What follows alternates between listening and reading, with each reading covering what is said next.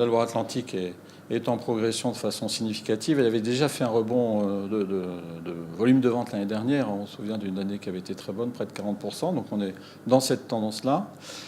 C'était d'ailleurs plutôt la métropole nantaise, hein, Nantes, ville de Nantes et agglomération, qui avait tiré le marché en 2015. Donc 2016, le marché est un petit peu moins actif, on va dire, en termes de proportion sur l'agglomération nantaise. On est quand même à près de 15% d'augmentation. Donc le reste du département a aussi progressé de façon significative, et notamment la Carène, qui fait un beau retour en force sur cette année 2016, avec 40% de croissance des volumes de vente. Après, c'est vrai, des années plus difficiles, notamment 2012, qui avait été une année difficile, 2014 aussi.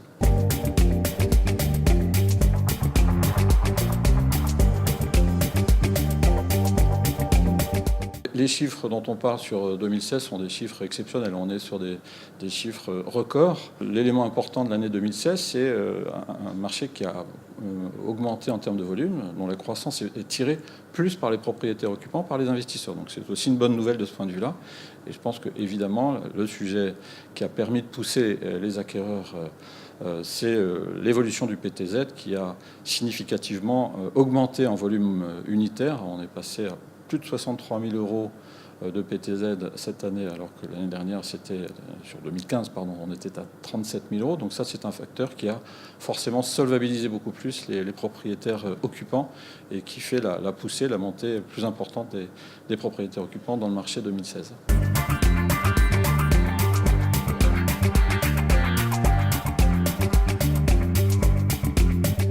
Alors l'évolution du marché, ça va être évidemment un regard sur les taux d'intérêt.